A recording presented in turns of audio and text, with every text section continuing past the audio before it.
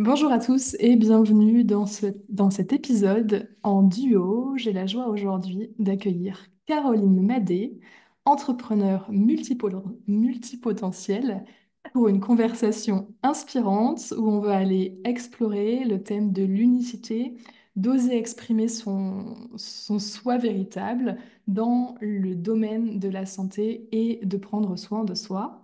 Bonjour Caroline et merci d'avoir accepté mon invitation. Avec plaisir, bonjour.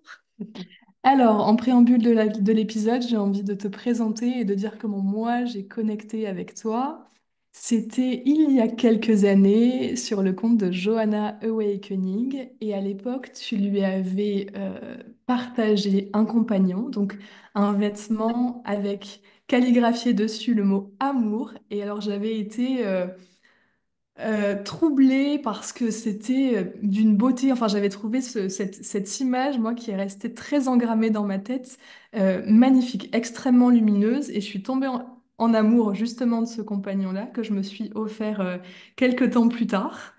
Et puis, de fil en aiguille, en fait, je me suis intéressée à toi, à ce que tu offrais, et j'ai trouvé une richesse de contenu dans ta personnalité parce que, effectivement, ma porte d'entrée à moi pour te découvrir, c'était l'artisane, mais après, je me suis reliée à l'astrologue, à la psycho-énergéticienne, à la psychologue, et puis de fil en aiguille, j'ai découvert d'autres couleurs de tes accompagnements et de tes services, mais je te laisserai les présenter.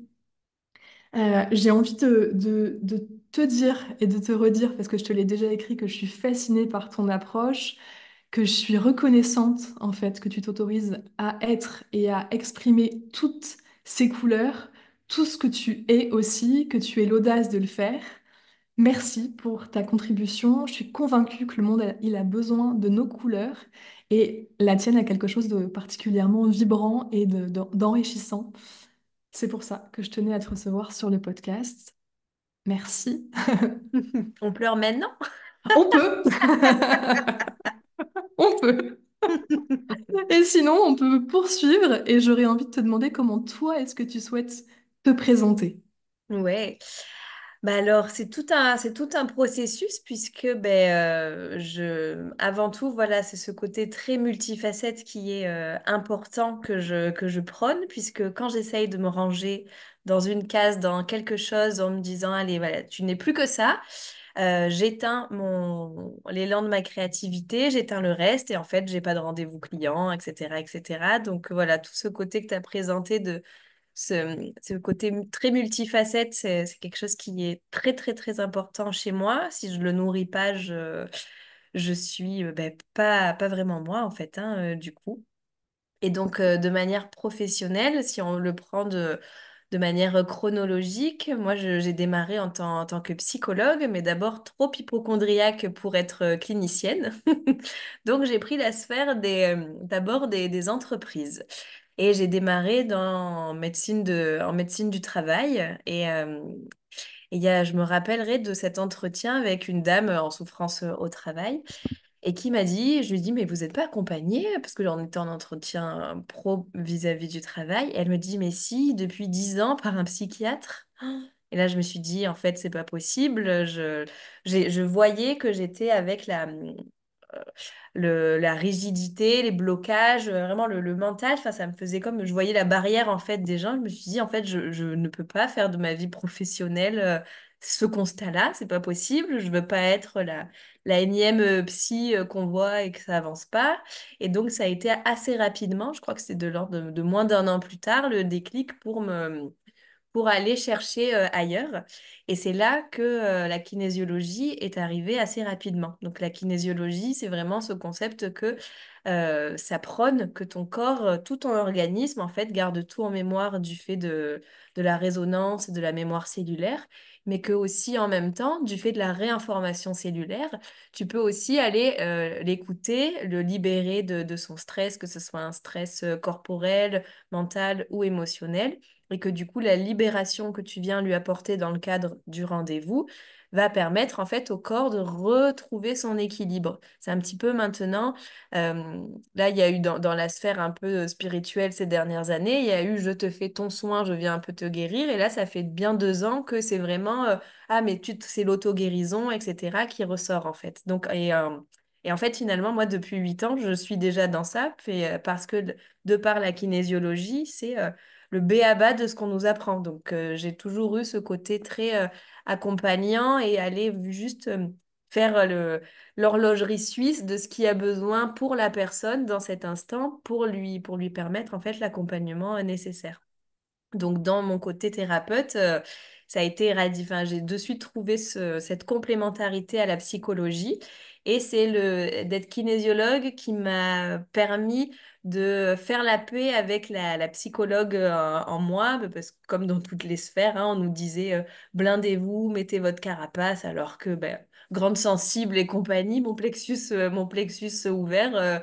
Donc, blindez-vous, mais pas du enfin, qu'est-ce que ça veut dire ce mot en fait, du coup? Donc il y a eu ça m'a permis en fait de faire tout ce cheminement dans ma posture de thérapeute du coup qui a été très important et en fait ça m'a permis au bout d'un moment de faire la paix avec la psy et de reprôner ce côté en fait d'être kinésiologue, oui, mais aussi psychologue. Et c'est parce que c'est vrai que tout le côté ben, de discussion, le pouvoir des mots, ben voilà, comme on est en train de faire, comme tu fais dans tes accompagnements et tout, c'est la base. Et c'est vrai que c'est cette posture-là. Et en fait, voilà, c'est de voir au fur et à mesure que j'avais cette posture-là qui était présente dans les séances. Donc j'ai positionné tout ça. Et de manière, si on reprend notre temps linéaire, je me suis rapidement ennuyée au travail et que du coup, ben, en fait, quand je suis dans un endroit que j'aime pas ce que je fais, ben, en fait, je ne suis pas efficace parce que du coup, je ne me... c'est pas, enfin, c'est même pas de volontaire, c'est qu'en fait, c'est un peu, c'est encéphalogramme plat. Dans ma tête, j'avais toutes mes séances, tout ça, et puis j'étais à ce bureau et puis je me disais, en fait, c'est pas possible, ni pour moi, ni pour le directeur, parce qu'en fait, je suis pas enfin voilà je suis pas un bon élément pour lui à cet endroit-là non plus donc je suis j'ai pu partir au bout de je crois 3 ans ou quelque chose comme ça et donc j'ai découvert le développement des séances avec tout ce qui est j'ai continué à me former donc de l'ordre de l'énergétique que c'est vraiment la symbolique des chakras enfin voilà tout ce qu'on a maintenant de nos jours ici hein, du coup enfin de nos jours dans notre sphère dans la sphère énergétique tout ce qui est acté en fait maintenant et donc, dans toute cette découverte-là, on faisait un peu des conférences le soir, donc je papotais, voilà, je discutais sur des thèmes, c'était génial. Et puis, j'avais le chômage. Et puis, en fait, les clients ne venaient pas comme je le voulais. Et donc, je me suis dit, bon, ben, je ne peux pas garder ce vide dans mon emploi du temps. C'est pas possible. J'ouvre mon agenda, il est vide, ça donne de l'angoisse, du coup. Et c'est là que la créativité est arrivée par d'abord la calligraphie, voilà, par ce domaine-là, puisque j'avais la symbolique des couleurs de par le côté vibratoire, énergétique. Donc, je voyais comment je pouvais appliquer les couleurs dans des créations. Et quand j'ai voulu me le mettre à mettre le pouvoir enfin, mettre les mots en fait dedans, ben, ma plume n'était pas n'était pas trop celle que je voulais que ça soit dans le rendu final. Donc, c'est là que j'ai démarré la calligraphie avec, enfin, il y avait un prof pas loin de chez moi. Enfin, voilà, tout était assez fluide de ce côté-là. Et c'est là que la créativité est arrivée. Donc, j'ai commencé à faire des créations avec la symbolique en fait des couleurs des personnes que je mettais de la calligraphie. Enfin voilà, je m'amusais à faire en ruban, en attrape-rêve. Enfin voilà, je faisais ma petite popote autour de tout ça. Et là où on s'est connus et que Johanna elle avait organisé un Noël à ce moment-là pour son Instagram. C'est qu'en fait, les compagnons, donc c'est les vêtements où je mettais mes créations en flocage dessus, ils sont arrivés parce que ben, j'avais plus de chômage. Et donc, je me suis dit, mais en fait, comment je peux continuer à être en fait autonome, hein, du coup, pour pareil, parce que ce côté-là, enfin, mon agenda n'était pas rempli que de séances, et à la fois avoir 6 séances par jour pendant 5 jours, c'est impensable pour moi. Donc, en même temps, je sais ce que je ne veux pas. Donc, du coup, je suis allée composer avec ce qu'il me fallait. Et c'est là que la créativité a continué, que depuis, voilà, je continue mes petites expériences depuis toutes ces années, là, maintenant 3 4 ans. Je reprends les flocages, je fais autre chose, j'y reviens. Et là, en ce moment, voilà, je suis en train de réapprendre à remettre tout ça en mots sur tous ces compagnons-là. Et donc, en fait, depuis, ça, c'est jamais fini, quoi. Là, bilan des courses, 4 ans plus tard, je suis toujours à mon compte et je suis toujours dans plein de prototypes et je continue d'explorer tout ce qui me fait vibrer en essayant de me dire, bon, maintenant, il est temps de pérenniser tout ça et on va voir comment. Merveilleuse présentation, merci beaucoup. C'est beau de te voir nourrir certains aspects les uns avec les autres au fur et à mesure de ton parcours, de ton histoire, et de voir qu'effectivement, on peut avoir une proposition thérapeutique avec déjà cette reliance hein, d'une approche peut-être plus conventionnelle et d'une approche plus alternative, plus subtile, et qui englobe vraiment cette idée que c'est un tout auquel tu t'adresses en fait quand tu accueilles une personne qui vient pour un accompagnement et que tu lui offres un miroir pour aller voir à elle ses angles morts et ce qui pourrait peut-être être pertinent de te remettre de la lumière dessus et de la conscience. Oui, c'est beau aussi de voir comment l'art, comment les couleurs, comment les mots, qui sont finalement aussi partie intégrante, j'imagine, de tes accompagnements et de ce que tu offres en, en thérapie viennent prendre une dimension encore plus ancrée, encore plus peut-être artistique, artisane, et qu'ils peuvent aussi, eux, semer peut-être des vibrations, peut-être semer une autre facette de ce que tu es, et puis pourquoi pas, voilà, travailler aussi pour une notion de prendre soin de soi en tout cas. C'est ça, ben c'est clairement, enfin, tout le côté création, en fait, du coup, il arrive de la continuité de la posture de thérapeute, où en fait, les gens rentrent chez eux avec la plupart, avec des actes symboliques, des choses comme ça à faire. Et en fait, il y a vraiment ce côté de, derrière un cadre, c'est pas juste une déco, c'est les couleurs, c'est les couleurs de ta vibration, de ta numérologie, ton chemin de vie, ton soleil, etc., etc. Derrière le vêtement, avec le mot que je vais mettre, ça va être, en fait, c'est pour ça le fameux compagnon, ça va venir me soutenir dans quelque chose, dans ce que j'ai besoin de recevoir. Et donc, c'est vraiment ce côté de mettre de la conscience dans son quotidien, en fait, du coup, par tout le biais des créations.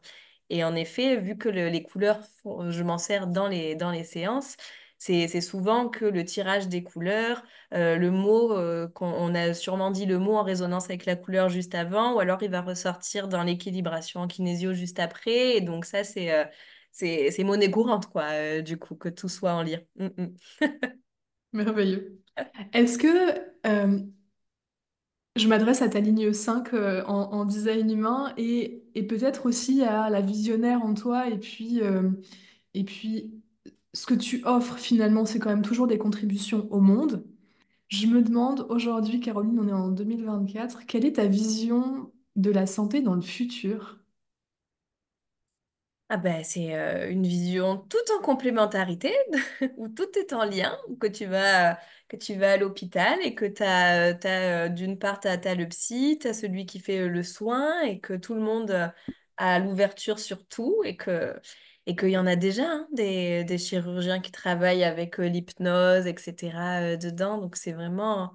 Enfin, moi, des fois, je vois passer un peu des côtés très de peur en disant, maintenant, en gros, va y avoir enfin tout le climat dans lequel on est et en fait moi j'ai pas enfin ça me fait pas cette sensation là alors c'est peut-être mon utopie qui parle mais j'ai envie de me dire que ça va être tout que tout va être relié en fait du coup là récemment j'ai croisé une cliente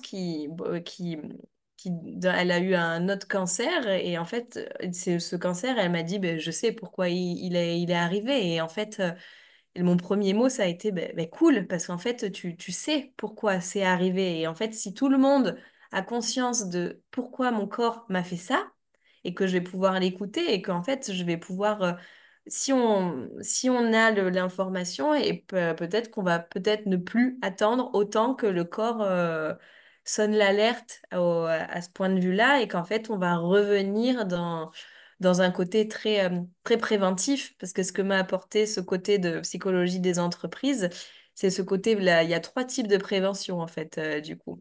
T'as la prévention tertiaire, c'est en fait le mal est déjà arrivé. Donc, en gros, enfin, la maladie, en gros, est déjà là, le burn-out est déjà là, etc. Et dans ces cas-là, il faut réparer et après tout remonter.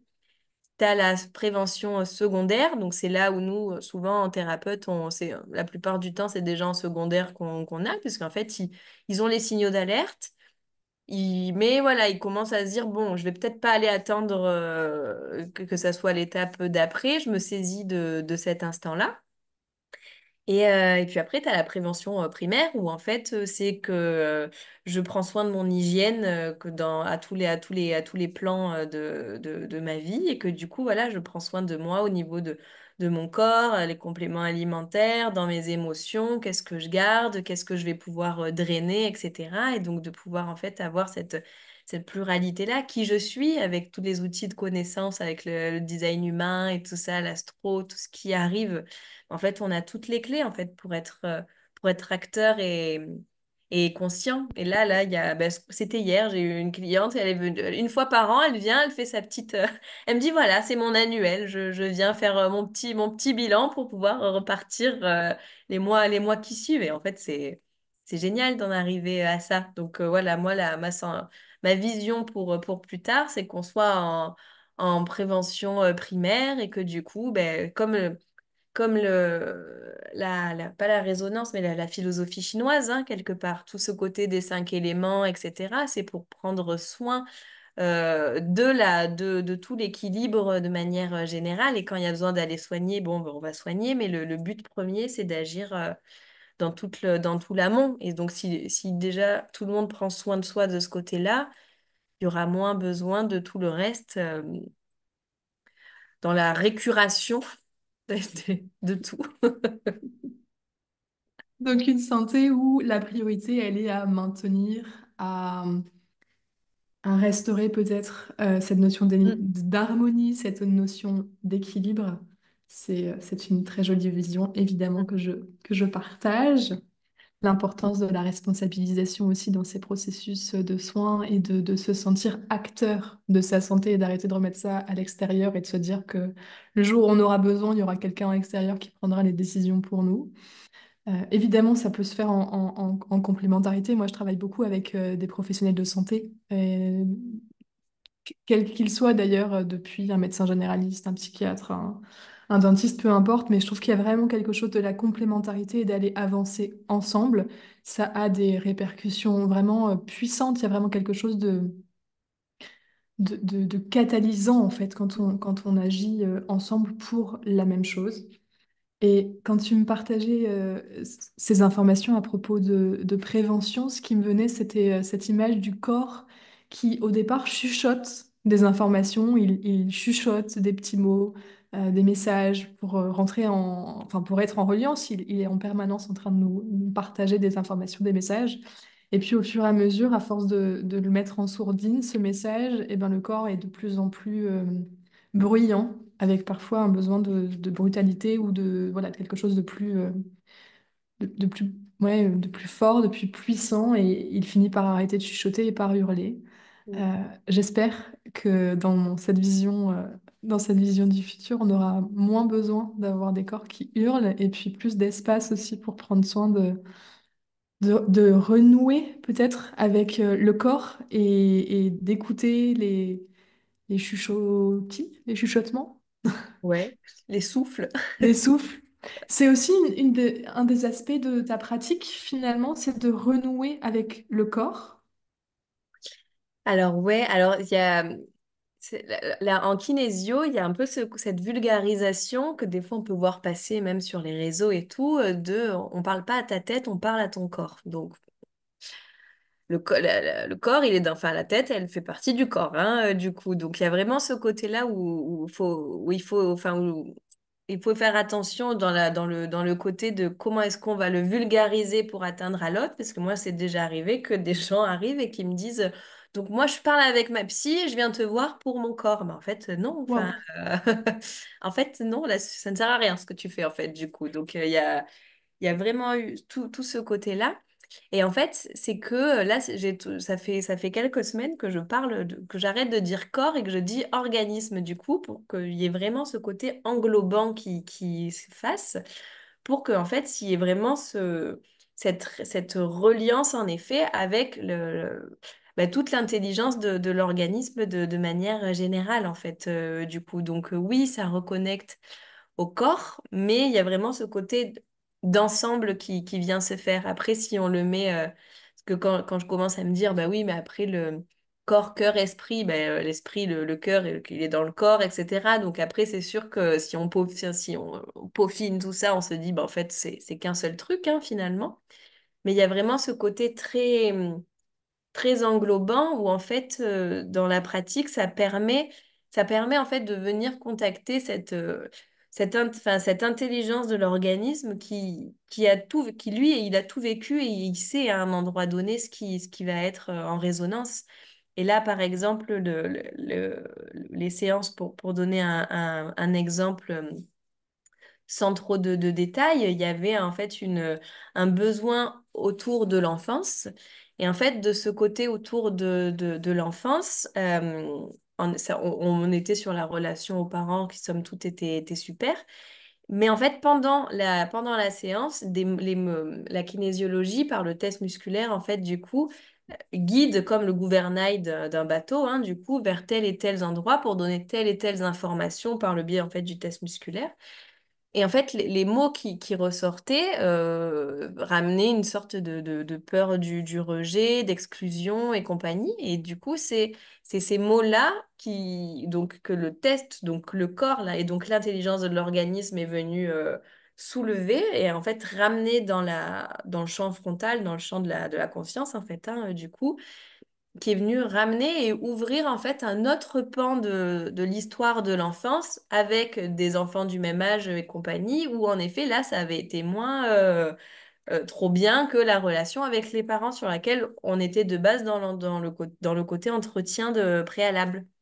Et donc du coup c'est ce corps qui a fait remonter cette information en toute neutralité et que moi, par la question, que je lui dis, ben, ce mot-là, toi, petite, est-ce que tu as ressenti ce genre de truc? Et qu'elle me dit, bah oui, carrément.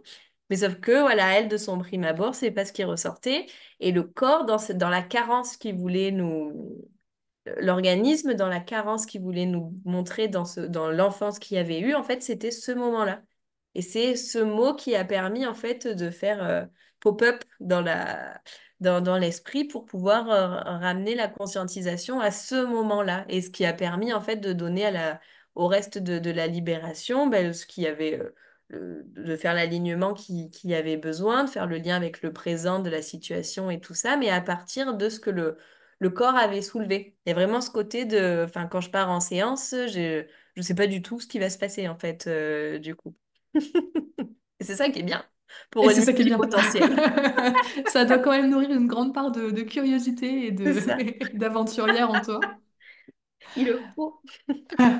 Euh, enfin, ce que moi j'entends à travers ce que tu partages, c'est aussi cette notion de lien et de relation. Je pense que de mon point de vue et dans l'image que je me fais de la maladie ou de l'absence de santé, il y a quelque chose de l'ordre du conflit entre différents aspects. Et dans mon cheminement personnel je vais appeler ça un chemin de guérison, il y a vraiment eu la conscientisation de choses qui se jouaient.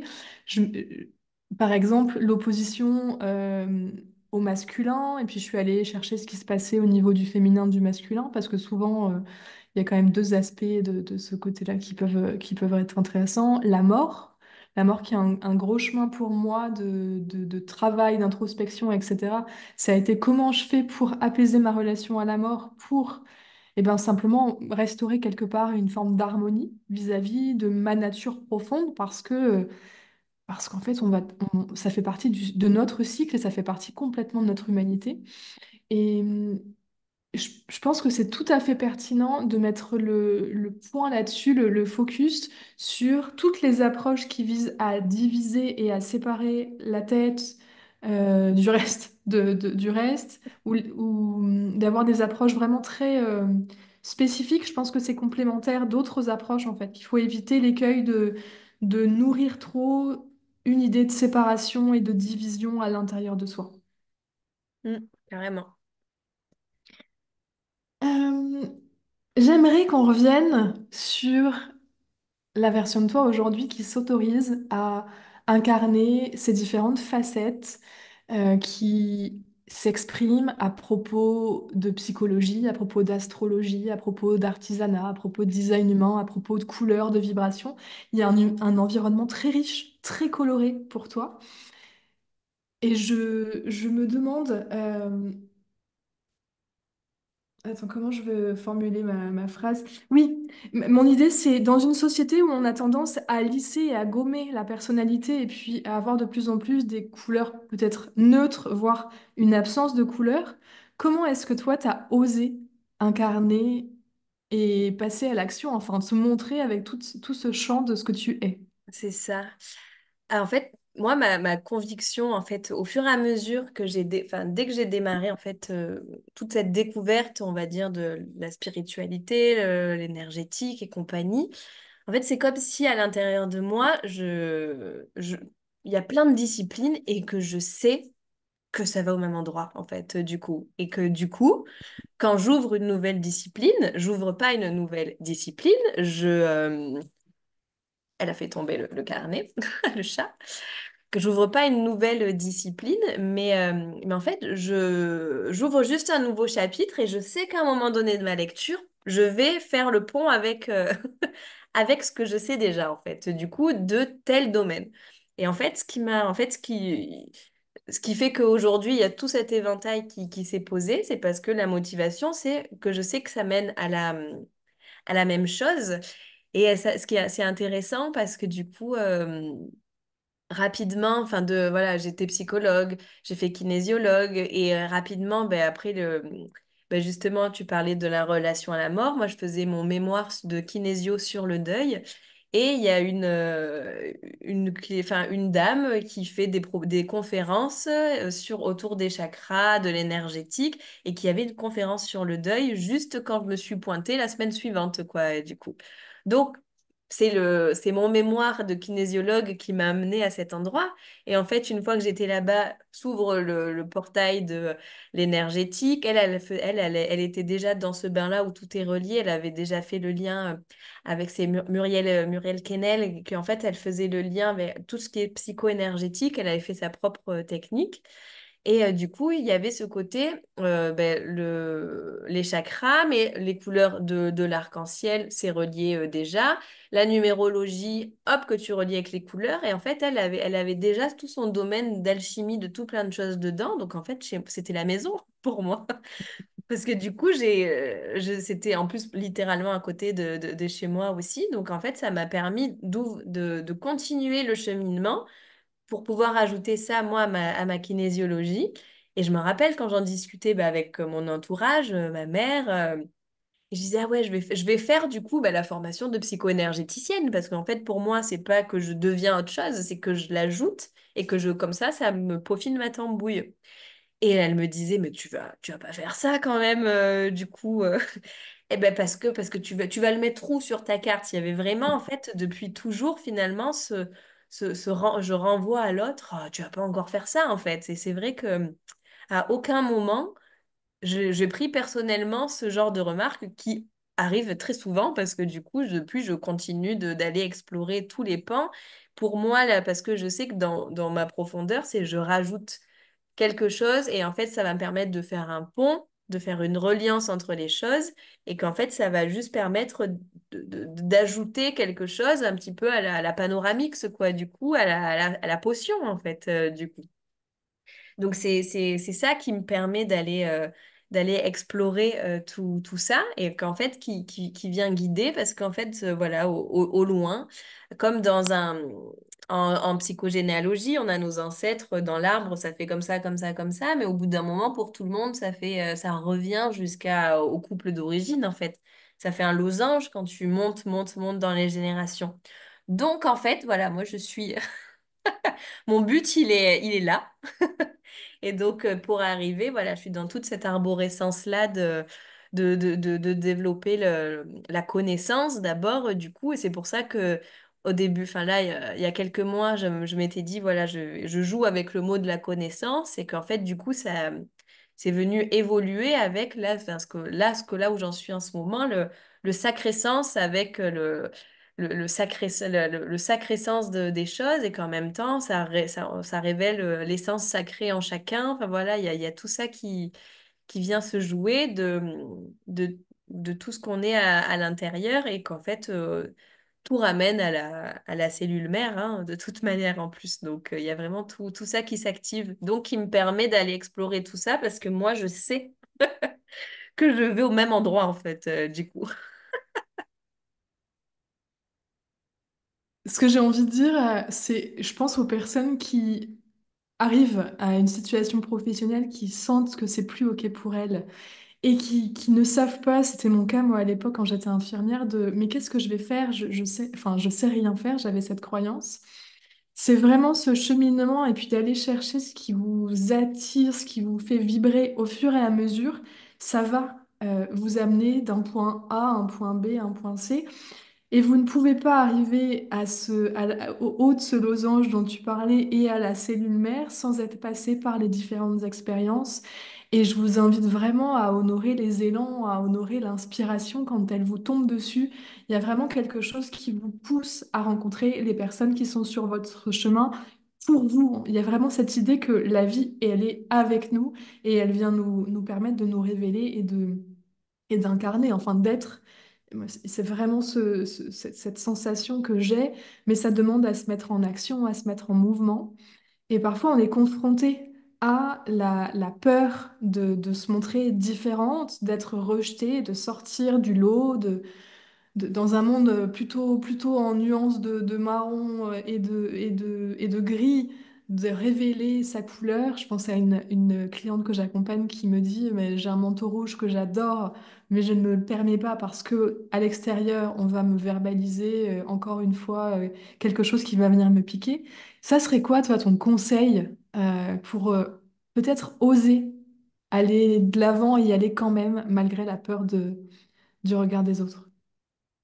Ben, enfin, je pense que j'ai le même conseil que toi et que du coup, et que en fait, juste avec l'octave de je suis en plein dedans en ce moment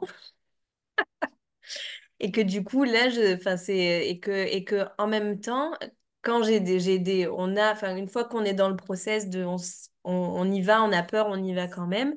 Et ben en fait, il y a les moments où on se dit que c'est impossible et que du coup, ben voilà, on a ces hauts et ces bas de l'entrepreneur de manière générale. Mais, et que c'est OK des fois d'avoir les peurs et le mental qui revient, qui a besoin de sécurité. Et que là, voilà, c'est ce que je suis en train d'essayer d'installer dans mon process interne, c'est qu'en effet, voilà, il y a plein de choses à oser. Et en fait, quand on a peur, et ben, il faut vraiment trouver cette sécurité. Et en fait, la sécurité en soi, parce que du coup, selon ce que tu vas avoir besoin d'explorer, ça va venir écrouler le château de cartes que tu avais fait à côté. Et puis, voilà, quand certains sur les réseaux commencent à me dire, bah, t'as qu'à faire un business plan. Et que du coup, tu es spontané, ben, tu te dis, bah, en fait, ben non, moi, mon business plan, c'est la vie qui me le donne et que c'est OK, en fait, du coup. Donc, il faut être joueur. Le conseil, ça serait, voilà, faut vouloir oser, mais il faut vouloir jouer aussi, du coup. Parce que voilà, c'est ce qui me sauve depuis, c'est qu'à chaque instant, à chaque fois que c'est compliqué, j'ai toujours la pièce du puzzle qui me fait dire, mais non, mais là, je sais que c'est bon, tu vois, parce que par exemple, au printemps, quand j'ai un contrat qui s'est arrêté créatif et que j'ai voulu développer que les séances, j'ai une dame qui est arrivée et qui est une copine enfin une collègue du coup de Boris Cyrulnik et que du coup, sans rien que je lui demande, me dit, mais c'est super d'allier psychologie et kinésiologie et donc c'est ça que je viens chercher chez toi. Et alors que alors je la regardais, en même temps que je la regardais, je me disais, mais oh, tu parles tellement, enfin tu me dis tellement ce que j'ai besoin d'entendre pour tenir en fait, du coup que c'était ça et qu'en fait ça me donnait la force de continuer de jouer en fait, du coup, parce que c'est ça, c'est tous ces petits trucs qui te disent allez vas-y, good game quoi. Tu peux continuer, on y va et puis il y a il y a aussi derrière ce jeu cette réalisation et cette satisfaction à avoir honoré cet élan que tu disais tout à l'heure à suivre, parce que je sais que les jours où l'honore pas ça, bah j'arrive pas à dormir parce que du coup j'ai ça à l'intérieur qui a pas, j'en ai rien fait aujourd'hui. Et donc, du coup, je monte dans ma tête et ça tourne en boucle et j'arrive pas à trouver le sommeil. Tandis que si j'ai fait un truc qui m'a fait kiffer, qui m'a fait vibrer dans la journée, ben, je dors comme un bébé jusqu'au lendemain. Donc ça, c'est un bon indicateur aussi. Merci beaucoup pour ton partage. J'ai envie de rebondir et moi d'y mettre mon grain de sel, en tout cas une proposition de ressources. J'ai relu un livre qui s'appelle Le jeu de la vie de Hmm. Florence Kowalchin et je pense que pour s'ouvrir à la possibilité qu'on voit la vie comme un jeu et qu'on teste et qu'on explore avec ça, c'est une très belle ressource. C'est un livre que je recommande et dans justement le fait de se sentir créateur, de percevoir et l'importance des mots et leurs vibrations, pour moi, c'est une pépite. Donc, je vous la recommande chaleureusement. Est-ce que Caroline, alors, je ne sais pas si ça va être très facile, mais c'est vraiment très spontané pour le podcast. On verra comment ça se met en place. Est-ce que tu aurais une idée de routine énergétique, peut-être un tips justement pour aller connecter avec cette notion de courage ou de sécurité intérieure? Ça peut, on peut, alors peut-être on pourrait je pourrais te le, parce que tu vois, par exemple, il faut qu'on voit mon corps, là on voit pas mon corps et compagnie, mais je peux te préparer une petite routine que je te partage et qu'on peut faire ça, ouais. On peut proposer aux personnes qui vont écouter le podcast et puis qui pourraient aller... Ouais, qu'on pourrait l'ajouter au podcast, au podcast dessus pour vraiment je sais qu'en sophrologie, il y a vraiment ce côté de bomber le torse comme ça, là, pour réveiller la superwoman, mais il y a une petite routine pour aller ouvrir son cœur. Ben, je crois que tu l'avais aimé, là, dans la routine école, quand on met les mains derrière, là, pour vraiment ouvrir le cœur, mais on doit avoir un bon petit combo à faire. Je vais aller Ouais. chercher ça. J'aime beaucoup ça, j'ai des frissons qui me parcourent tout le corps, donc je prends, ça me fait vibrer. Et merci beaucoup pour ta présence, pour tout ce que tu nous as partagé. Est-ce que tu pourrais nous expliquer peut-être comment on se relie à toi pour contribuer avec toi, mais surtout pour te rencontrer en séance peut-être ou avec tes projets Hmm. d'artisanat? Ben, Instagram, hein, du coup, hein, c'est le mieux. Parce que enfin, sur Instagram, c'est caroline.sacressens. Et après, vu que je suis très spontanée dans ma tête, je me dis, ah oui, il y a plein de trucs et tout à faire. Mais bon, on est des solopreneurs, hein, du coup. Donc, les choses vont à leur rythme. Donc, le canal du moment, c'est le Caroline Sacressens. C'est celui où je suis le plus, le plus présente. Et là, en ce moment, je suis en train de développer un accès Podia, tu sais, c'est les plateformes en ligne. Et ben voilà, comme Johanna et tout, elle a. Et du coup, parce que du coup, dans tout ça, ça fait aussi 4 ans que je propose de l'astrologie lunaire, donc la lecture des cycles lunaires. Et que là, c'est le moment je suis en train d'investiguer pleinement cette sphère-là pour pouvoir arriver à proposer quelque chose de durable et pour pouvoir vraiment accompagner dans la longueur d'un cycle. Parce que depuis 4 ans, je lis les mots de nouvelle lune aux gens et j'ai un peu Ah mince, et après, qu'est-ce qu'ils vont en faire en fait, du coup? Qui me frustrait, hein, en bonne MG, donc ça me satisfaisait pas. Donc hop, je savais qu'il fallait en faire quelque chose. Et donc là, voilà, je suis en train de développer l'accès Podia avec vraiment des vidéos tout au long du cycle où en fait je lis la lune pendant tout le cycle lunaire pour vraiment s'approprier tout ça parce qu'en fait en astrologie c'est beaucoup ben, la lune elle fait que passer donc elle reviendra le mois prochain dessus.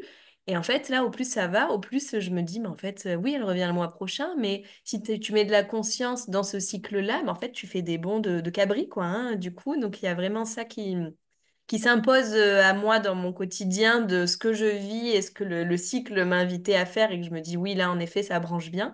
Donc, je me dis, ben voilà, je suis en train de dire, Banco, on va proposer ça et on va voir comment les personnes qui rejoignent cet instant, comment ça va les faire évoluer. Là, j'ai un petit rodage avec celles qui faisaient les mots de lune. Ils sont quelques-unes, je leur propose, elles sont dans le rodage du cycle en ce moment, comme ça, elles m'aident un petit peu, je fais un truc, elles me font leur retour. Et en fait, il y a une sorte de co-construction qui se fait, donc c'est chouette.